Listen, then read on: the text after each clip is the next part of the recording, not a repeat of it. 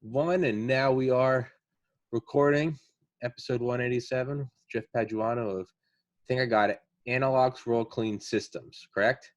Well, that is company one, correct? Company And the sister company, another one that I oversee, is called ESCA Industries, and it's also known as ESCA Blast. And actually, you can't. Let's see. Let me stand up for a second. Yeah, there it is. Okay. Yeah, So, I see it. yeah.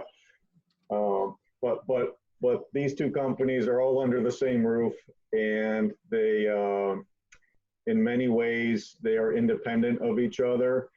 And the ESCA business, on that side of the coin, we are suppliers only. So we don't do any contracting or projects per se.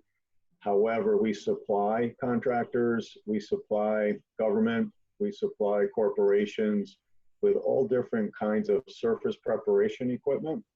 And the common term is sandblasting, but the market or the industry is better described as surface preparation. Okay. And there's a full range of activities that fall under that umbrella, but that's what ESCA is all about, Tom. Okay. Yeah. And so for anyone that didn't watch it, we did an episode a week ago today. So I think episode 180, whatever it was, we did laser cleaning. Right. And yeah, we were mentioning the different, you were mentioning, and I was nodding like a moron, but one of them was dry ice cleaning. And Yes. I thought that was the coolest thing. And you picked up on me clearly getting excited. And so, yeah, unlike last week, I don't know anything about this, so I'm actually going to take a break from my normally scheduled rambling during every episode. Yeah. And I'm going to kind of sit back. And I had a guy on the last 2 weeks. One guy gave a history of the vacuum tube. Oh, okay. I saw that one. Yeah. Yeah, that was very good. And he saw yours. He saw the laser cleaning one. So yeah. got some dual watching. But with those episodes, I'm finding, as much as I'd like to think I'm well read, there's a lot of stuff that I don't know anything about. And this is something that, to my own ego's dismay, I know nothing about. So I am going to sit back and let you teach me about dry ice blasting or surface preparation. Yeah. Floor is yours. Gotcha. Thank you. So it to me is a very fascinating industry. I got involved back in 2007, so have a decade plus now in the trenches, if you will. When people hear the term sandblasting, they probably think of something that's messy and hard to do, and almost, is there any other way to prepare the surface besides sandblasting, right? Like a method of last resort, and that truly is old school thinking. The sandblasting conducted today is just way different than it was, 10, 15, 20 years ago. One of the couple big differences, one is the introduction now of all these different kinds of medias.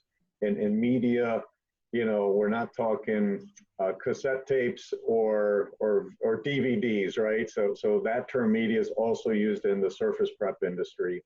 And it's just referring to the aggregate or the abrasive or the powder that someone's using to achieve a certain kind of finish on a substrate.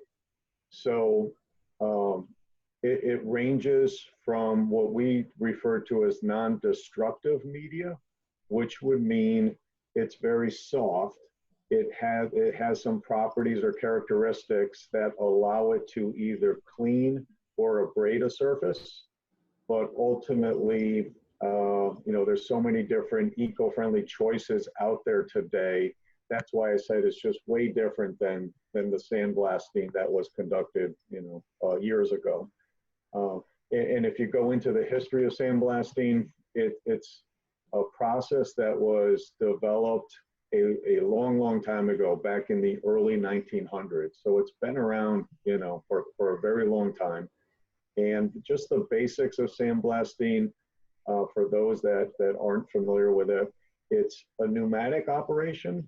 So any type of blasting operation gets powered by compressed air.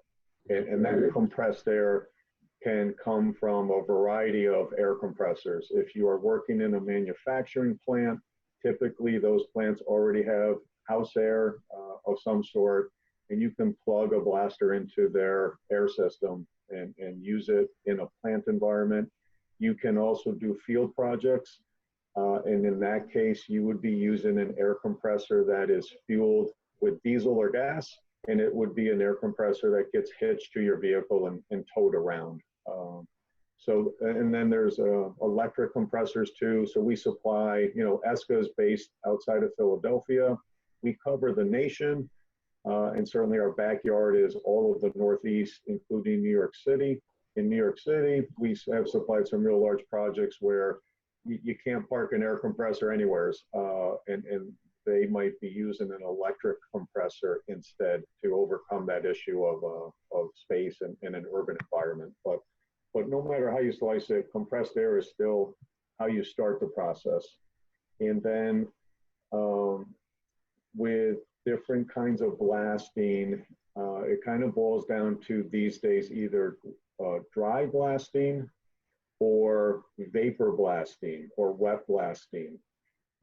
Dry ice blasting is very unique, and it's a niche. And maybe I can kind of explain all of this by going from dry ice blasting, which is absolutely non-destructive blasting, and then I'll start to explain other types of medias that become harder and more aggressive than, say, dry ice, and kind of go through that range, if that sounds okay to you. That sounds awesome, man. Like I said, I'm sitting, yeah. I'm giddy. I'm like, all right, let's go, let's do it. All right, so let's start with dry ice. And dry ice, out of everything else I'm going to discuss, is really the only media these days that requires its own type of blaster. So it's dedicated equipment.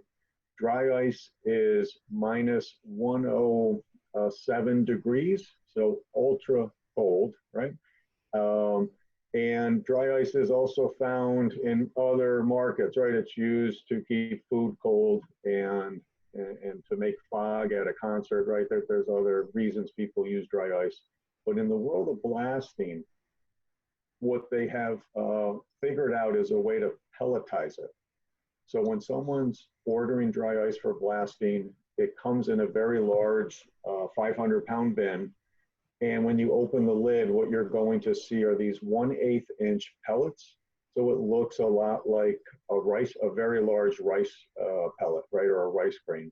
Okay. And what's super unique about dry ice is it sublimates. And sublimation, the definition of sublimation simply means it's skipping the liquid state, exactly. So from a solid pellet, it then turns immediately into a gas. And therefore, one of the appeals of dry ice blasting, it's not making a mess. It truly is one of the cleanest blasting processes out there from that standpoint. So you still have primary waste, right? So if I'm dry ice blasting a printing press, and that's a very common application for dry ice blasting, I am removing dried ink, maybe dried glue or adhesive off of the press frame. And when I blast it with the dry ice, what's happening is there's three things happening all at once. So the sublimation is occurring, and that truly is an explosive effect. To go from a pellet to a gas is, from a physics standpoint, a very powerful process. So there's this explosive effect that occurs that starts to erode the dried ink or dried glue, let's say. Then you have a mechanical aspect to this, and you are shooting a solid onto the surface, and that is, just creating some agitation or some impact is a better way to say it. And you're firing the dry ice at, depends on what you're doing, but the range is anywhere from a 20 PSI, which would be very gentle, all the way up to over 100 PSI, which all of a sudden, you're not going to put your hand in front of that.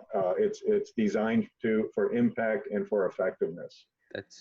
And then that third process is just the temperature, right? So if you're hitting something at minus 107, actually it might be 109. I know it's minus 107 or 9, forgive me there. So, but it's still super cold, right? So, and so you're freezing. And if you think about glue, especially, certainly much easier to remove glue when it's brittle and frozen than it would be if it's gooey or room temperature. So all that's happening, all at the same time.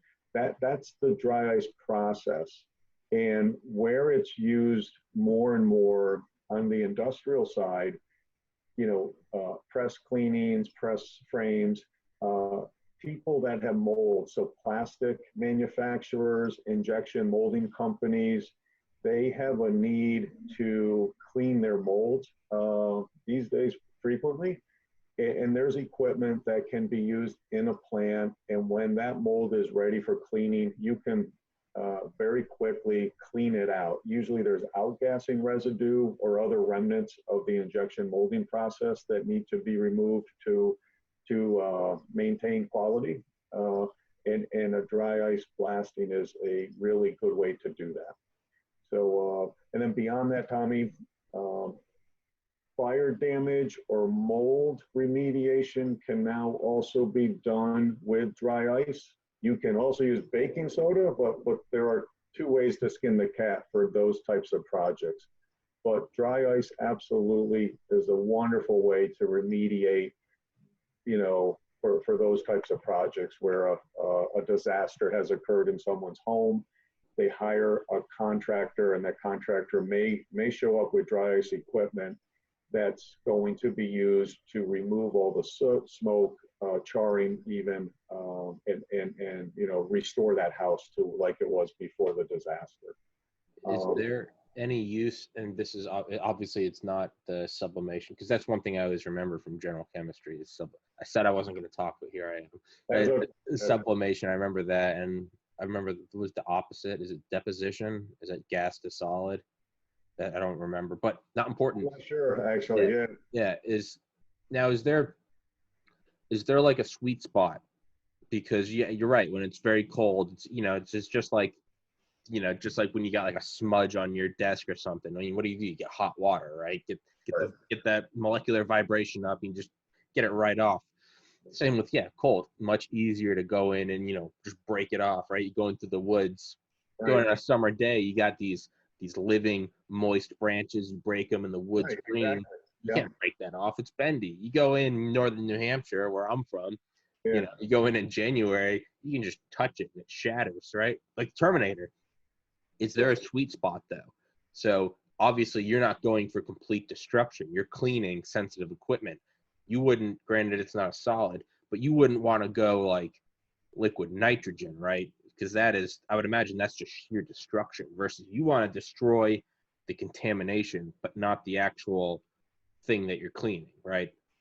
Right, yeah. So when we say non-destructive cleaning, essentially what we mean is we're targeting what's on the surface, any type of contaminant or residue, and we're not destroying the substrate. And so you're absolutely right. It's designed to do very delicate cleaning at times. So in a plant environment, it can be used on electrical gear.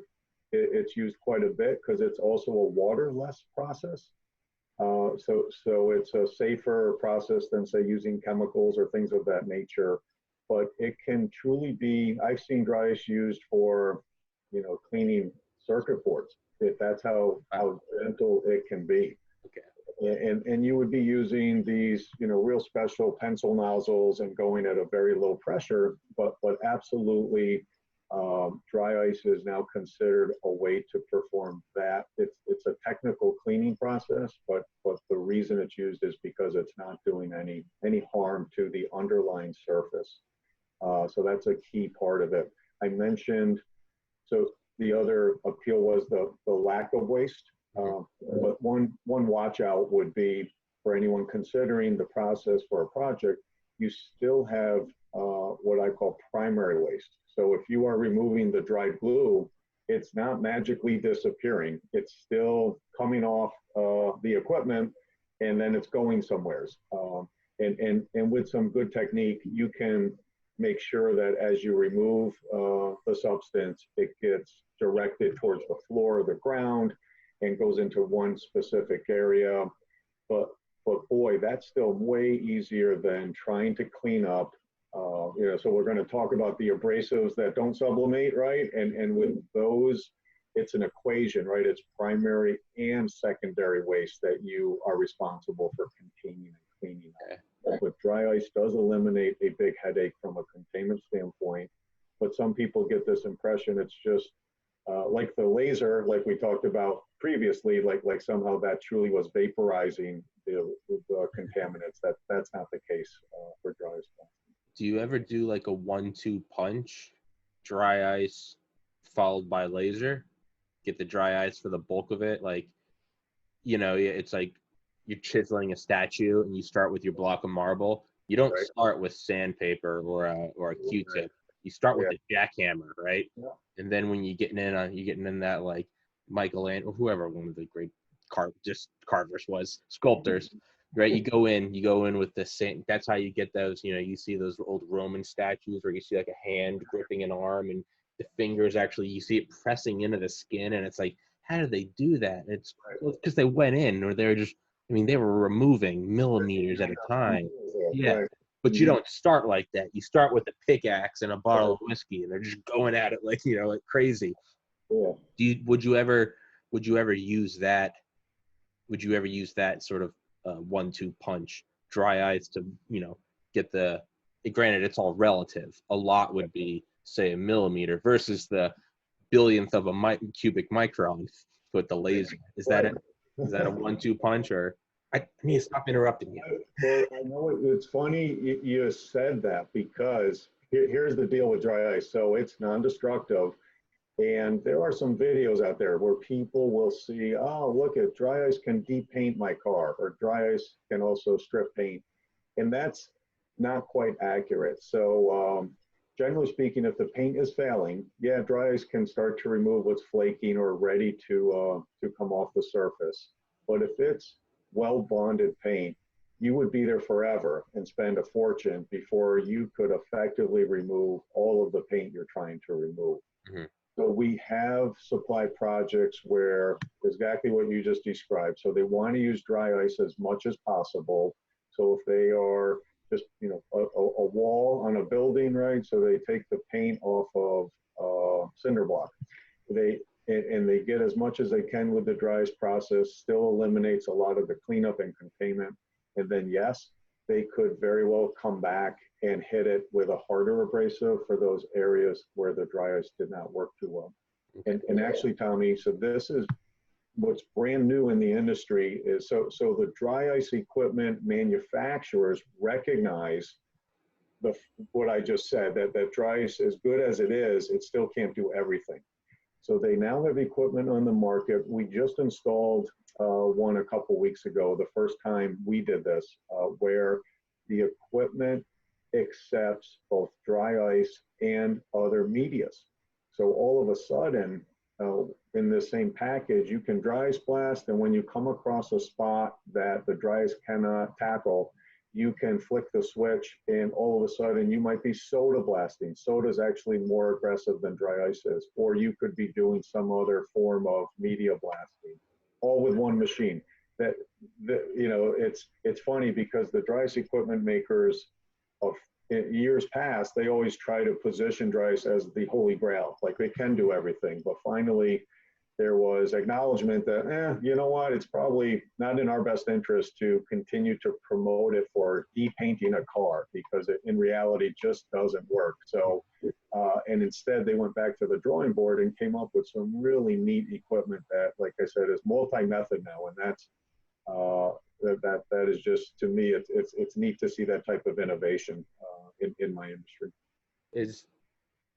So I was just thinking, what is there?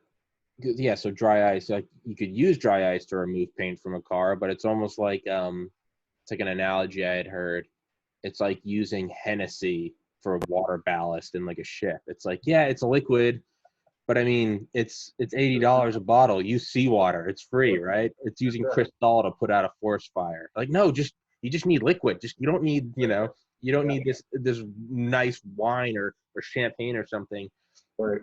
Is there, and I think you're getting to this, is there a progression from dry ice? Like, okay, you want to blast the paint off your car.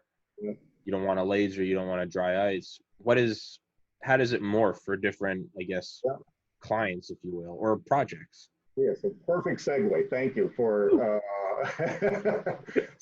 So let's move on from dry ice, but that's the basics right there, and certainly anyone watching this wants to dive deeper. You can find me, right. So I'm listening. I'm getting a fan. My laptop is you can definitely tell this isn't a laptop for podcasting. It's overheating. So I gotta, yeah, I know, right? I gotta put a little fan in here. Sorry for technical difficulties. Excuse me, everybody. And we are good. Sorry about that. No problem.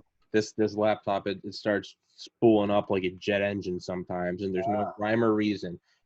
Doesn't matter if it's Zoom or Skype. 20 episodes, no problem. And then you start doing an episode, it's like, and I'm like, okay. So it's jerry rigged. I got little fans everywhere. Yeah. Sorry for the interruption. Back to the segue from dry ice to next. So let me start with just mentioning what we talk about a lot in this world of blasting. It's the Mohs hardness scale, MOHS. And it is a simple scale, 1 to 10, 1 being talcum powder and 10 being a diamond. Okay. So dry ice registers at 2.0 on the hardness scale. So that's why it's non-destructive, a soft, gentle media, and therefore won't take, a thick coat of paint off a metal, right? So what we offer are medias that have all different hardnesses. So the next one on the scale that we are involved with is baking soda or sodium bicarbonate. That registers at 2.5, so a little bit harder than the dry ice. The other aspect of medias and how they perform is their shape. So a crystal of baking soda under a microscope would look jagged and sharp, and it is. So but soft. So again, it's a very unique media. So it's the same process, right? We're using an air compressor to power a blaster, and instead of dry ice coming out of the nozzle, now we're shooting baking soda blasting. It's a process that was discovered back in the 80s for this when the Statue of Liberty was being restored, and the statue has, and it wasn't the outside or exterior of the statue, it was the interior copper lining.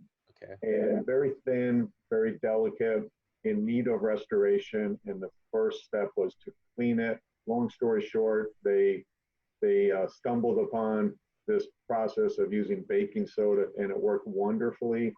And P.S., this whole soda blasting industry was born, and it's come a long way. So, but the soda, the technical term for a media that's soft but breaks up upon impact is called friable. So soda has a friability characteristic to it, and it just means that when it hits the surface, it's exploding or breaking up upon impact.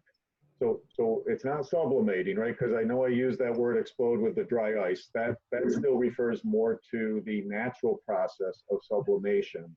Yeah, exothermicity. The soda is being delivered onto the surface, and when it impacts the surface, instead of digging into the surface, instead of that energy carrying it forward into the metal or wood, it's actually stopping. And as it stops, those crystals are breaking up upon impact.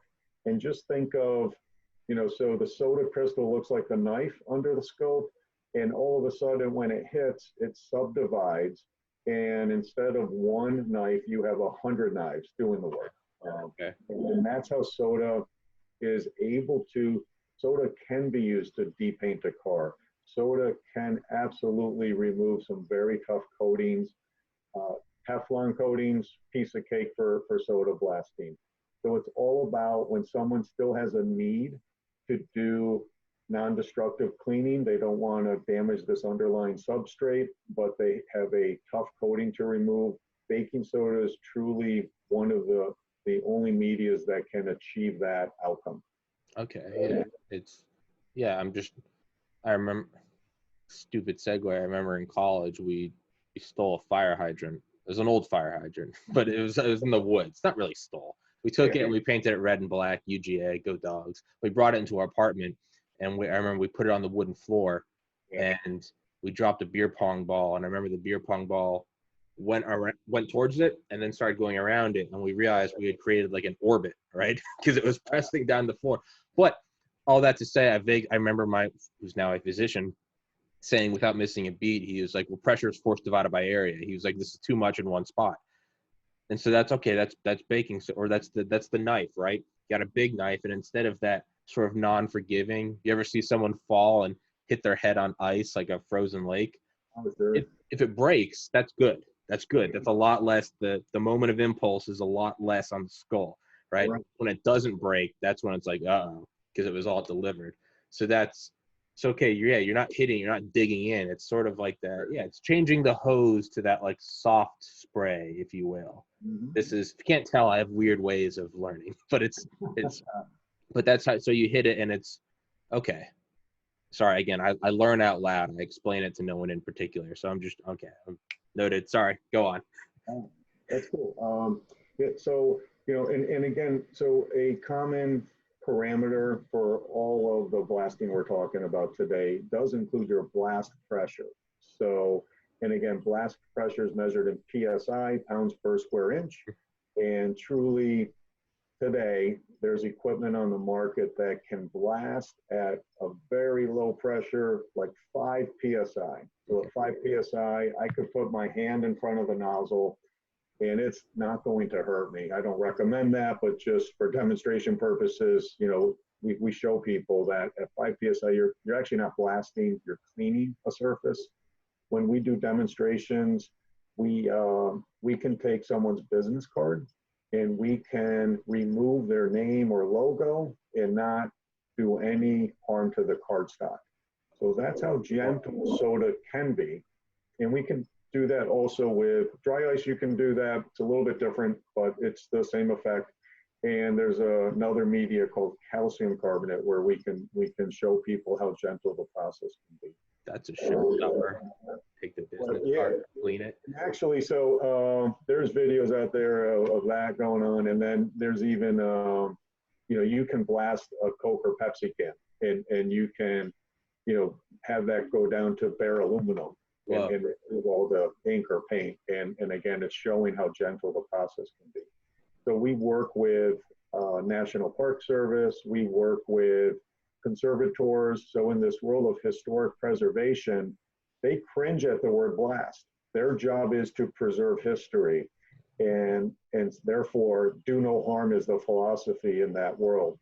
So we're plugged into that network quite a bit, and therefore they absolutely want to make sure if they're specifying a process to restore a building, to clean a facade or a monument, that whatever is being selected is not going to do any harm to the actual object or to the building surface and things like that. So what's the soda blasting?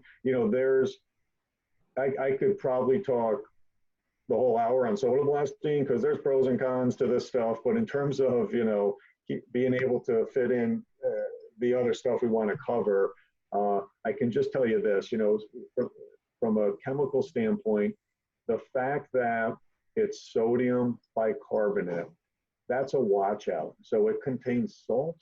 So we would not recommend soda blasting for a brick or masonry building. And the main reason is it's a term called efflorescence. So without getting too much in the weeds, if anyone has driven by a brick building and seen a white haze on it, the white haze is efflorescence, what you're seeing is dried salts that have come out of the mortar or sometimes directly out of the stone. And if you are applying baking soda to that condition, it makes it worse. That's what it comes down to. So there's alternatives to that, but that's a watch out. You want to make sure you're not soda blasting something that shouldn't be soda blasted. It will yellow out your landscaping. Usually, people don't want that to happen. Won't necessarily kill everything, but it can create an eyesore pretty quickly. So we always make sure people are aware of that, and we train people on how to avoid that situation from occurring. And the last watch out, and then we can move on, would just be soda residue. So post-blasting soda residue needs to be rinsed off. If you are going to repaint a piece of metal, you just want to make sure there's no soda left behind. And if you don't do that, new paint will not stick. That you're going to create an adhesion problem. So isn't that make sure people understand. Isn't that a problem in Dubai?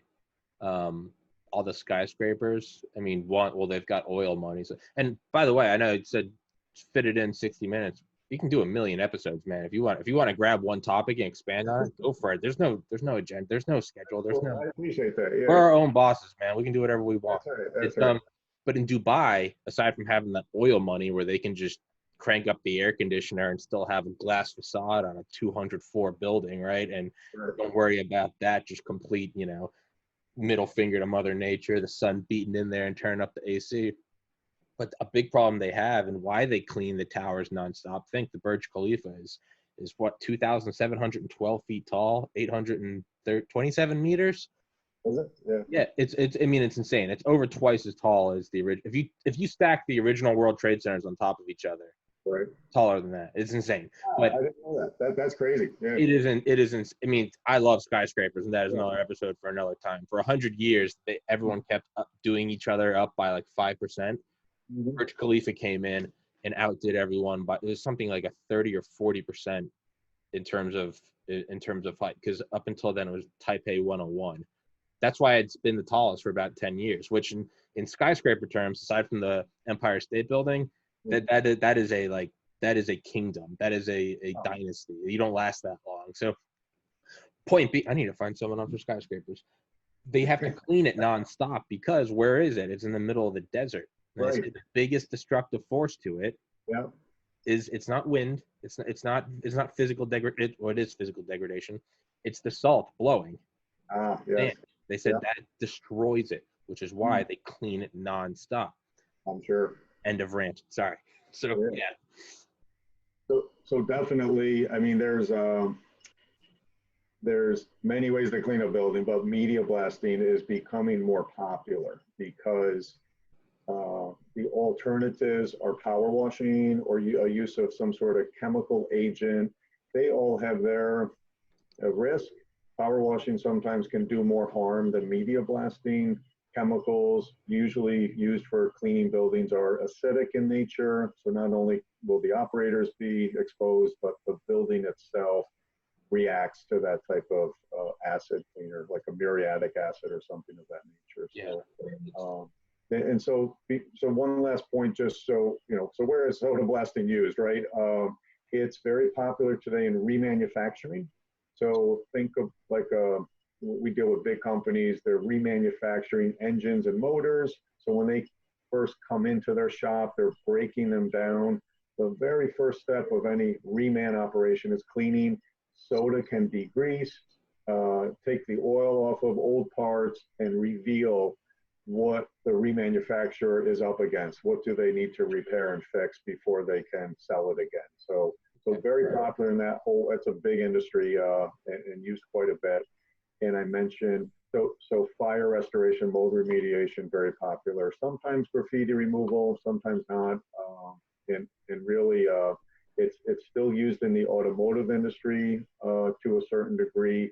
And it used to be used a lot for boat bottom paint removal. So soda, again, because of its gentle nature, it's not going to harm the gel coat or fiberglass found on a boat. So, and for that these days, but that's where people would find soda blasting being used as we speak. I wonder if there'd be any like removal use for, because I know for the Apollo astronauts, something they like discovered while they were up there was just how dangerous lunar dust was, because it's microscopic, but it's like hyper sharp, and Right. I mean, it's like worse than sand, right? It's like a fine powder almost, and so Right. they obviously they had to, your multiple seals going back into where the lander, the LEM. But Right. I wonder, as we like move out there and we're trying to build like an actual lunar outpost, or I imagine we'll come across the same problems on Mars.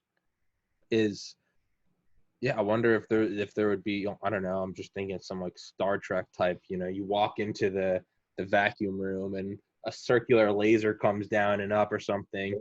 But it's because that stuff, if you bring it back into the living space, I mean, it's like nanoparticulate, right? It's like the 3D printing fumes that like you can't see but are like highly, highly damaging.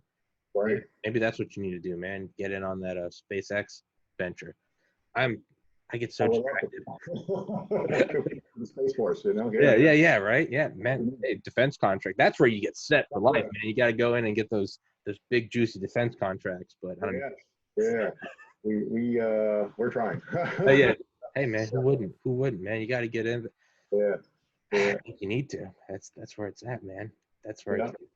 it's yeah, I know one of the problems with like what isn't the Mars rovers, the problems they have is the biggest problem. It's not shooting it. It's not shooting it's not hitting that hole in one, however many tens of millions of miles away. It's not driving it around. It's not the time delay.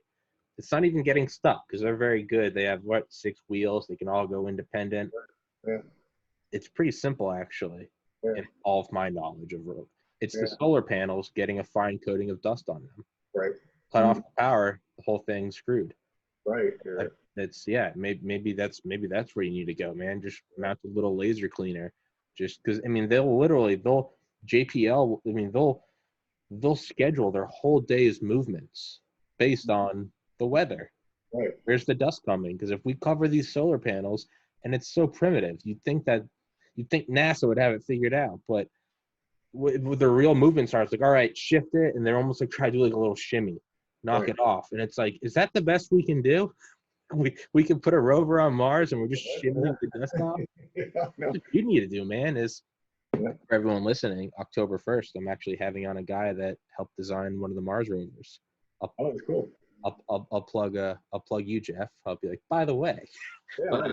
sorry, keep interrupting. Sorry, I get excited. So soda blasting, move from there. All right. So that's, in a nutshell, soda blasting, and dry ice blasting. There's a cousin to soda blasting.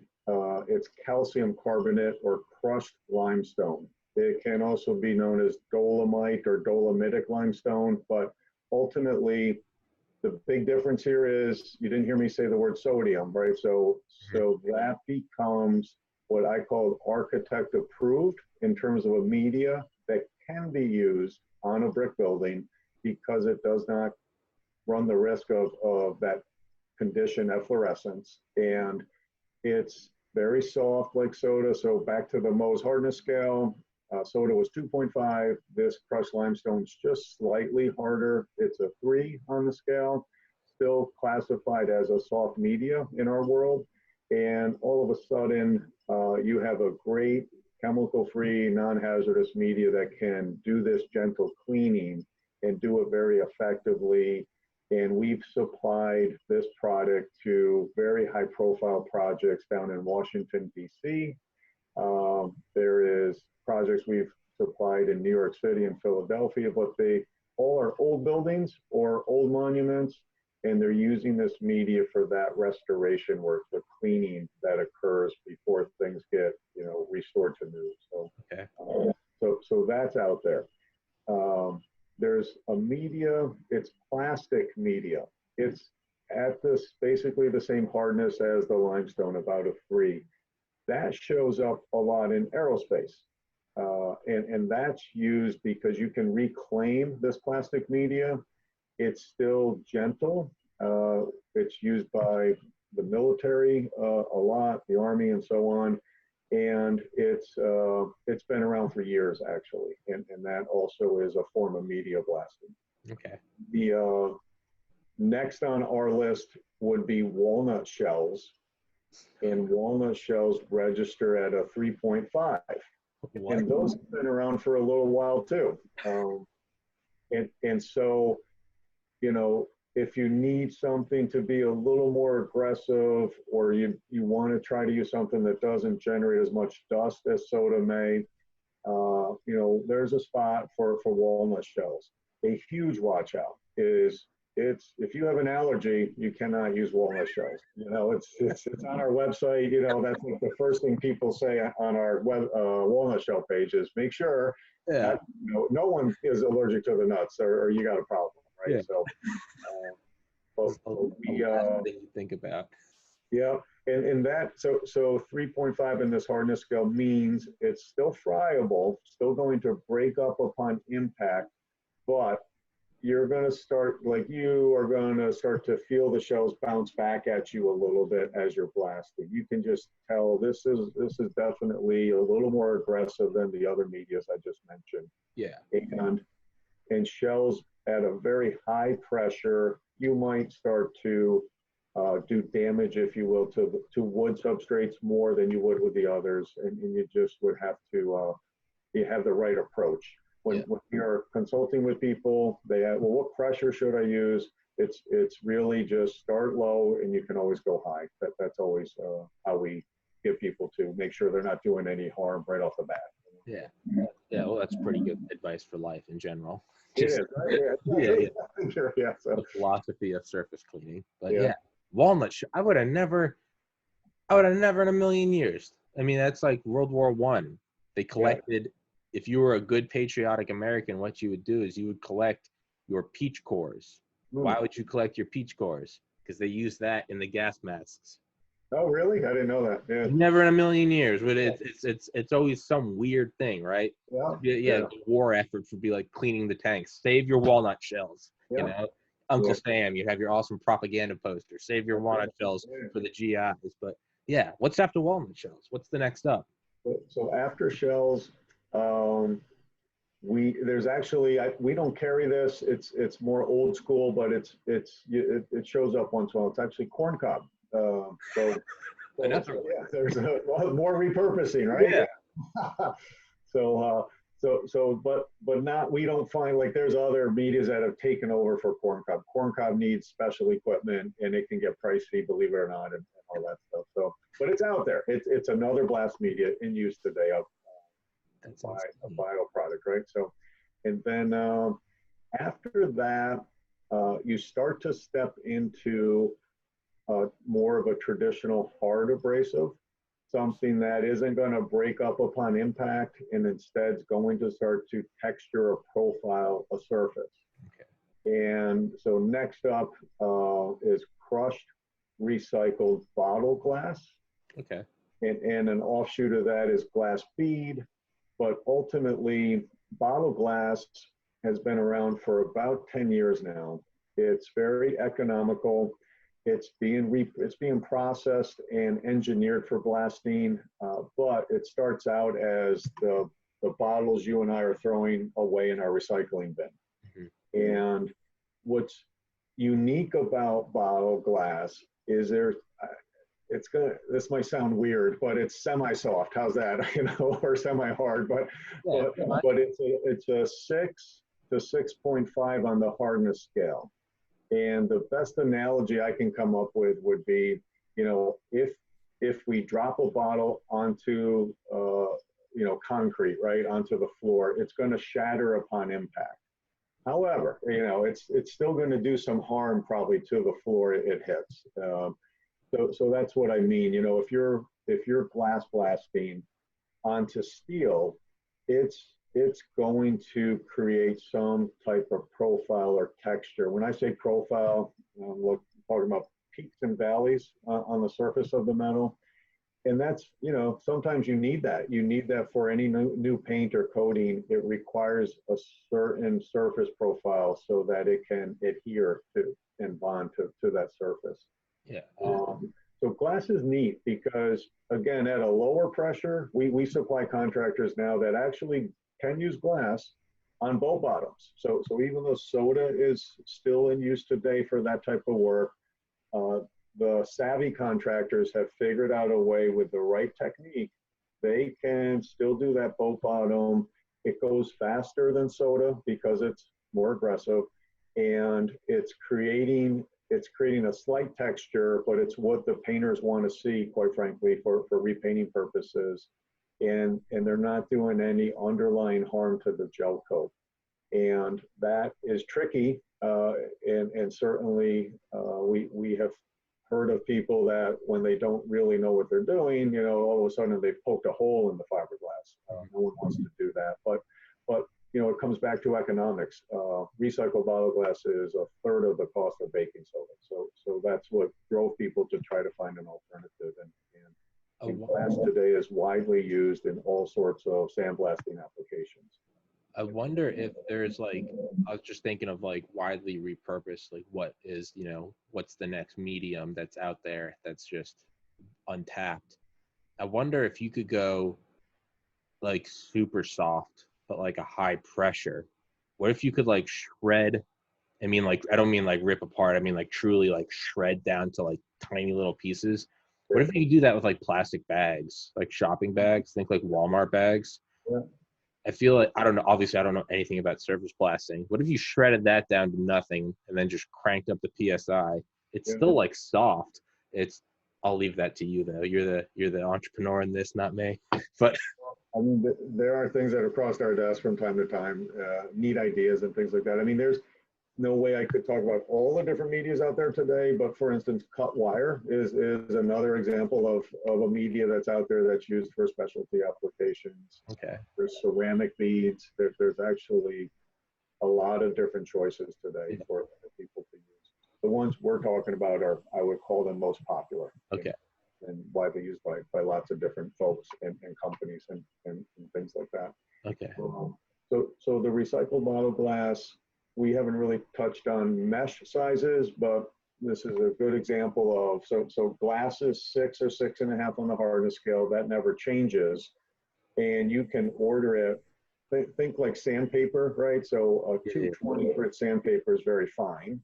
And an 80 grit sandpaper is going to be much coarser. And in the world of medias, it's the same. When we hear people talk about a 160 mesh glass, that's a super fine powder. And when you hit, then they might instead be getting a 2040 mesh range. That's going to be more of a medium coarse grit. And you can customize your profile. So the larger the particle, that means it's going to create a much rougher surface, just like sandpaper. That's no different with regard to that. Okay. And then, so moving on from glass, there is, old school blasting, and it's still in use today, but sand is still used. It's becoming increasingly difficult to source silica sand. It's used a lot in fracking, so there's a demand for it in that business. It's actually being used a lot for beach replenishment, so it's not as available. And the biggest problem with sand is the dust. It contains silica, and no one wants to breathe in any form of silica dust. It leads to silicosis. And if you have alternatives, then why not use something where you still might breathe in some dust, but it would be classified as non-harmful or non-hazardous dust. Okay. So that's a huge difference from 20 years ago. Sand, if you start to Google, there's just a lot of controversy. OSHA is involved, and really, we don't sell silica sand, and we never will, and for all the right reasons. Okay. There's too many good alternatives. There's no reason for anyone to use silica sand. Okay. And there's another old school media which is still in use. It's coal slag, and truly that has its own set of issues from a health standpoint. So coal slag that's being repurposed, but it's a byproduct of coal production. There's a lot of it out there, so it's very inexpensive, but it contains a heavy metal called beryllium. Okay. And so that impacts also someone's lungs. No one wants to, I mean, you've heard of black lung disease, Yeah. miners, and it's the same effect. And then it also has an environmental impact. You don't want to be just dumping beryllium into the ground and things like that. Yeah. So again, it's, you know, I would say sand and coal slag are kind of cousins. You know, they perform similarly. They're aggressive, they're inexpensive, but they have all these, they have baggage, you know, and Yeah. today most people recognize that for what it is. Beryllium is, I mean, when we wanted to create a nuclear powered ramjet in the 50s, Project Pluto, that was one of the main, aside from the fact that it was a nuclear powered ramjet and everything that went with that, one of the other things was, yeah, the exhaust was beryllium oxide. And that's one thing I vividly remember from the documentary. It was like getting the lungs and a horrific death. And yeah, they just said it's not something to toy with. But yeah, it seems like it sticks true even for surface blasting. You just say no to beryllium. So someone watching might say, well, wait a minute, crushed glass is made from sand, and that's true, but different because it's processed glass. The dust from crushed glass is innocent. Instead of the dust being, say, free silica, so when you're using silica sand, it's free silica that gets released into the atmosphere. And when you're using the bottle glass, it's called amorphous silica. And you know, you still don't want to necessarily breathe that in, but it doesn't contain any free silica. So what I mean by that is free silica, if we breathe that in, it has what we just call a fish hook on it, on the molecule, and that fish hook latches onto your lungs, and it doesn't come out. With the glass, that fish hook is gone, and therefore, when you breathe in amorphous silica, you then can expel it or exhale it. It's not going to stick around in your lungs for any length of time. So there is a key difference there. And I know you have a smart audience, Tommy. I know someone's going to be wondering that, so I wanted to mention that. Someone, well, there's a lot smarter people than me, man. People always comment on. I'm sure someone's going to tear me a new one. That's not what we do with the Mars rover. I'm like, all right, I'm sorry. I'm trying to piece this together. So I try to, no, but that's good. They keep me learning. But so silica, what's after that? I know I said I'd let you go at 10. Like I said, man, you don't have to fit it all into today. No, I know that. I mean, we'll spill over a little bit. It's not a problem here. So what's next is something that we have been involved with for about 8 years now. It's a product that comes out of Canada. It's called JetMag, and it's an engineered abrasive, and it basically is getting processed at a very high temperature. So it's kiln fired at 3,000 degrees Fahrenheit. That processing calcifies it and turns it into a very hard, aggressive abrasive. And it also burns away any, what I call nasties, but once they're done with the kiln, there is nothing nasty left in it, no heavy metals, no silica whatsoever, and so on. It's a product that's approved by the military for blasting, so it's a quality engineered abrasive. That's what when people call us, I don't want to use coal slag anymore. What do you have that will perform the same and not break my budget? That's our go-to in terms of a recommendation. It's a really good product. And when I said, you know, so you can, if you drop a bottle of glass, it breaks on the floor.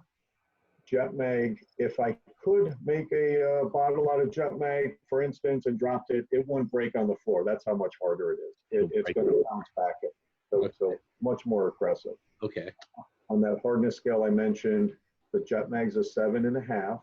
And again, the glass was a 6. So, and so that's used a lot for industrial blasting purposes. Think municipal water towers, right? Big projects in the field. That may be a media that they would choose for that type of project. Okay. Beyond that, there's garnet, and garnet is mined either in Australia or India primarily. There's some garnet mining in western part of our country, but most of it still comes from overseas. That's an 8 on the hardness scale, so it's much harder. But the shape of the crystal, if you remember, the soda was sharp and jagged like a knife. Garnet under a scope is what's referred to as subangular. So it's more rounded. Okay. It still can cut through paint and remove rust. Because of its density, it's reused a lot. So it can be, and it's also used for water jetting. So water jetting machines, which cut steel in a manufacturing environment, they actually rely on garnet to boost the cutting process, and it's a very, very popular application for the garnet media. Okay. How do you spell garnet? It's Garnet, Okay. and it's, you know, there's jewelry that's made out of garnet, and this is the same substance. It's just, you know how there's industrial diamonds, Uh-huh.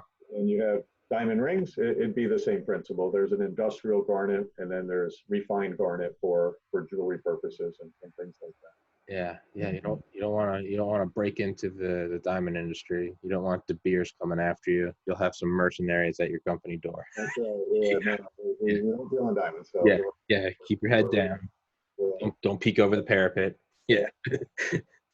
And then you get into the metallics. So there's aluminum oxide that's used as a blast media. There's steel shot or steel grit that's used. Obviously, these are registering right at the top of the hardness scale. They are widely used for big blasting operations. So the military, for instance, there's an Army depot up in the Poconos, not far from where we are, called Tobyhanna. I've been up there. They have not one, but like 6 humongous blast rooms. So just picture a giant Army military vehicle being, you know, driven into one of these rooms. They shut the door and they go to town. They start blasting it, and again, they're taking off all the old paint and before they can put new paint on it. But there are some very, I think when I first got into the industry many years ago, like I had no clue that, you know, I thought of sandblasting kind of out in someone's backyard. Yeah. I didn't realize it was such a large scale process found at very large companies and military installations and so on. It's very impressive to see that scale of operation. It's quite impressive. Oh yeah, I mean, I think I mentioned it the last episode. The M1 Abrams tank, which is, I mean, that is the tank of the world. That is the best tank in the world. We don't sell them to any allies. Someone's gonna fact check that and yell at me. But yeah, what they do is they'll take those things in these huge hangars, and it's almost like a hook. They'll take off the turret, and they'll pick up the base, and they put it on one end, and so this whole like 20-ton thing is just hanging.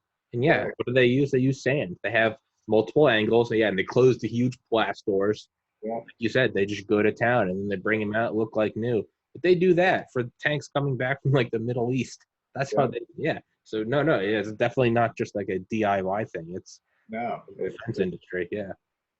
And what's so I mean, like I said, there's a few other medias out there. It's impossible to include them all in this discussion, but that I think gives your viewers a really nice feel for the range that's out there, and the fact that you can customize your finish. And I think that's a piece of information a lot of people still don't realize. They still either are associating sandblasting as a destructive process, but they don't realize it actually now is trending towards a replacement method for current projects that are done with chemical strippers or solvents and things like that. So it's, you know, my staff laughs at me sometimes, but I actually feel that sandblasting is going through a renaissance. Oh yeah.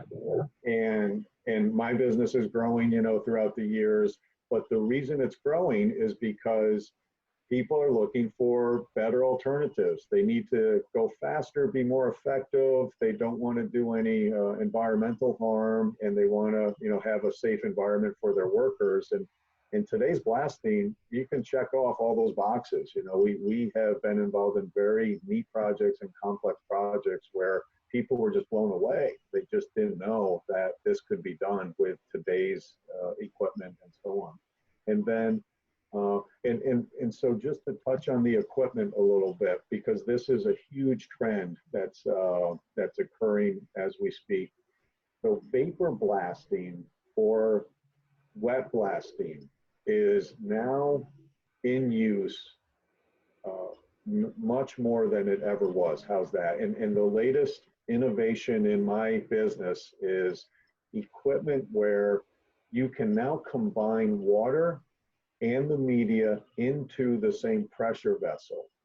Okay. And by doing that, and then you're still blasting, right? So you still need the air compressor, but all of a sudden that mixture means that when it comes out of the hose, you are not generating a bunch of dust. And there's a term that's used. It's really I'll qualify it, but dustless blasting is a term that we use ourselves, right?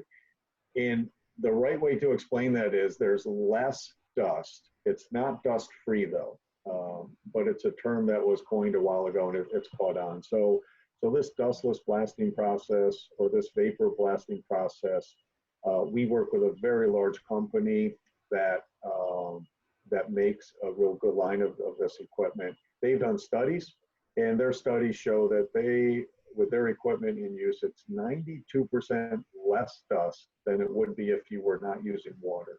That's huge, because there's still a bunch of blasting done in cities and urban environments. Nobody wants to be exposed to dust. Even if it's innocent dust, you still don't want that exposure to occur. So this trend towards using vapor blasters continues to grow, and we are a part of all that stuff. But it's really, and all those medias I mentioned, they can all be run through a vapor blaster. So all these machines are what are known as multimedia machines these days. So when this was invented, it was all about reducing the dust. Then everyone learned all of a sudden there was another benefit that no one realized.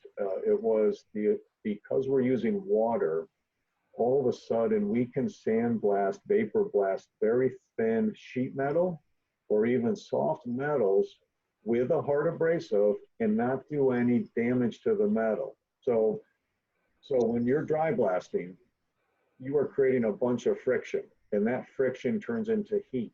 If I was dry blasting aluminum or any soft metal, I would ruin it. I'm absolutely going to, they call it warping or stretching, but that metal can get deformed and it's no good anymore because of that heat factor. With the introduction of water in the process, that heat buildup is eliminated. So all of a sudden I can blast a thin piece of metal. I can achieve the surface profile I need for repainting purposes, and I don't have to worry that I'm going to ruin my piece of metal. That has actually become, so people like the fact we're not producing dust, but that has almost become more valuable, the fact that we're not ruining the objects and can now do a one-step process. We can blast it with the water and it's ready for paint. It's a really neat process. And we can even, by the way, run, so some viewers might say, well, wait a minute, what about steel? Isn't steel going to rust while I'm using water? Yes. However, you can run a very eco-friendly, fish-safe rust inhibitor through this equipment I'm talking about. And by using the rust inhibitor, it prevents flash rust development for up to 2 or 3 days. So you still get a nice window before you have to worry about painting it again or whatever you're doing. It's such like a simple thing, but I've always thought heat transfer is like the most interesting thing. Like, I don't think I'd want to do that as a job. I'm sure if I went to get like an engineering degree, I'd hate it. But just heat transfer, just general. I mean, like, I've got like a desktop, I've got like a laptop fan under this. I've got like a very low noise, low output, like vacuum attachment. Right. I always make sure I do it on this desk because I know this desk stays cold because this room isn't heated. It's just little stuff. I've always been interested, but one of the things is always just, that addition of water. And it's just that a million things that high specific heat capacity of water. It's always the tiniest things you never expect it for, but it's that minute stuff. I was going to think use dry ice to drop the temperature, and then the heat waste product from the collision would, but I guess water is probably cheaper. Oh yeah, and you're getting rid of dust. Never mind. So I completely overlooked that. So never mind. Some people, oh my God, that must be messy. It's not. We are, so, power washing, that equipment uses, let's say, a lot of water per minute, 4 gallons per minute on average, right? This vapor blasting uses, it's measured gallons per hour. Wow. And you're talking about 10 to 15 gallons per hour. That's it. That is not a mess. It actually, on a hot summer day, lots of times that water is evaporating as you go. So Yeah. Damn. definitely. So sandblasting has evolved, right? And I absolutely enjoy my job. You know, I think it's neat to be involved in the period of time where there's a renaissance occurring for a very old school process. Yeah. I think you need to do another episode and go full into the Renaissance, because I think that sounds interesting. If you want, I don't want to make you feel obligated, but I'd love to have you on again. I'll tell you what, I would love to come on again, and I do have some new products that we could talk about in a little while. So I've got a few things that we're ready to announce. I'd be happy to. Please do, man. It's to me, it's free learning. Like, I was going to sit in front of a YouTube video or listen to an audiobook. So to me, it's just, and it's interactive. I get the most, I'm spoiled. It's, very last note, and then I'll let you go, and I'll email you, and we can set up another episode. Also, don't feel, I get really excited and I have guests on again and again. And I always have to be careful, because I don't want to come across as like a clingy girlfriend. Like, you're coming on every week. Like, no, it's just when you want, you can come on again. Don't feel obligated. But I was watching this video the other day of how the Soviets put out a natural gas fire that had been going for 1,065 days. And what they did is they detonated a nuke next to it because it starved all the oxygen, and it put out the fire. Wow. I was thinking with forest fires, I wonder, and this is going way off into the weeds, I was just thinking of like the ablative, the laser ablation.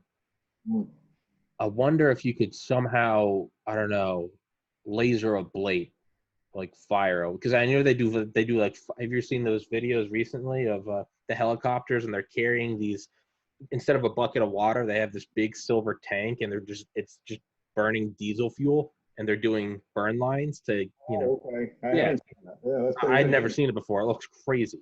It looks like lava, and but what they're doing is, they're burning lines through the forest to starve it of fuel.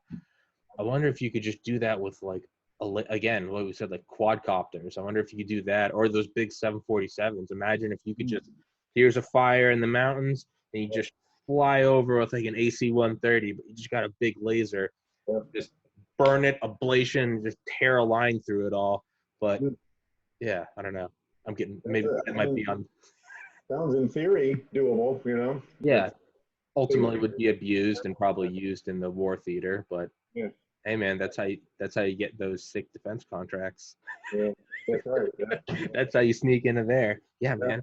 Well, sir, thank you for coming on. I'll email you, and I would love to hear about the sandblasting renaissance more in detail.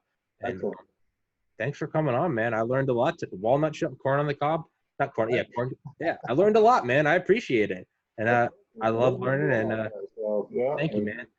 And I've been meaning to say for the last 2 episodes, that Earth map you have, that is badass.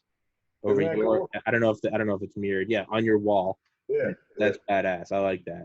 That looks really cool. That looks like something you'd see in the Pentagon. It reminds me, it's just a big freaking world out there, and I'm just a speck, Hey man, you gotta keep it in perspective. Jeff Paduano, thank you, sir. Thank you for coming on. I will link your companies and Spotify and all that for everyone listening. I'm going off on a rant. I'll email you, and we'll set up a third one. All right, man? You got it, Tommy. Have a good day, sir. You too. God bless. Stay safe.